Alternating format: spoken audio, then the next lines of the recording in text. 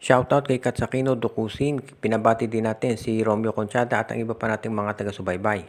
At ngayon ang balita natin ayon dito sa mga reports, mukhang ito si Chris Newsome ay tuloy na ang paglipat dito sa Barangay Ginebra. Alam na niyo siguro lahat na ito si Chris Newsome ay magiging unrestricted free agent sa Abril at malapit na yan. At kapag natapos yung kontrata nito, maraming naniniwala na ito ililipat na sa Barangay Ginebra, lalo na nga at natalo itong Meralco Bolts dito sa Gene Kings. Alam naman natin lahat na kung salary ang pag-uusapan o yung sweldo, ibibigay ng Meralco lahat dito kay Chris Newsome at kaya naman yan tapatan ng Ginebra. So ibig sabihin, hindi yung sweldo ang magdedetermina kung saan mapupunta sa Newsome. Kapag parehas lang yung sweldo, syempre ang pipiliin ng player ay yung team na merong tsansa na maglaro sa playoffs at sa championship. At alam naman natin na suki ng Ginebra itong Meralco Bolts. At alam din natin na ito si Chris Newsome maganda ang laro kapag siya ay nandito sa Gilas Pilipinas kasama si Team Cone. At bagay yung laro ni Newsome dito sa sistema na pinapairal ni Coach Team Cone. At yan ang dahilan kung ba't marami ang naniniwala na itong si Team Cone ay talagang gustong makuha si Newsome. Ang advantage dito kapag naging free agent si Chris Newsome, hindi na kinakailangan ng Barangay Ginebra na maghintay pa o magbigay ng kapalit dito sa Meralco Bolts. Dahil nga free agent na ito, pwede na siyang pumili na kahit saang team na gugustuhin niyang lumipat. At yan ang dahilan kung ba't maraming naniniwala na ito si Chris Newsome mapupunta dito sa Gene Kings.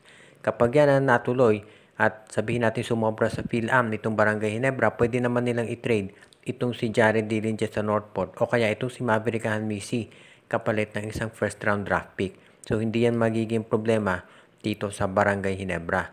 Sa ngayon, bukod dito sa pagkuha kay Chris Newsome, itong Barangay Ginebra ay meron pang mga ibang posible na mga trades na gawin. Kabilang dito yung pagkuha naman dito kay Mark Carino. Actually, pwedeng gawin ito ng Barangay Ginebra ng sunod.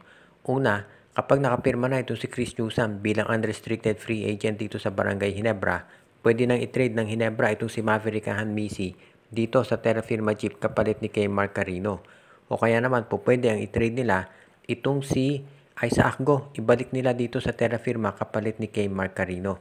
Maraming pwedeng gawin ng Ginebra dito pero maliwanag kapag kumuha ang Ginebra ng ganitong klaseng player, itong si kay Mark Carino, malaki maitulong niyan dito sa kanilang center position dahil alam naman natin na ang Ginebra ay gustong kumuha ng isa pang center na makatutulong dito kay Japet. Napansin naman ninyo si Japet, hindi na yan bumabata at kinakailangan na ng additional na mga players na makatutulong dito. At ito nga si kay Mark Carino ang maganda na maging example niyan para dito sa Barangay Ginebra. Kung sakasakali na magdesisyon ng Ginebra na kunin dito si Carino, magiging madali yan. Dahil alam naman natin na ito yung nasa Terra Firma at ang Terra Firma ay farm team nitong SMC. Alam din rin ninyo siguro yung balita na ito ay bibilin nitong Star Horse Shipping.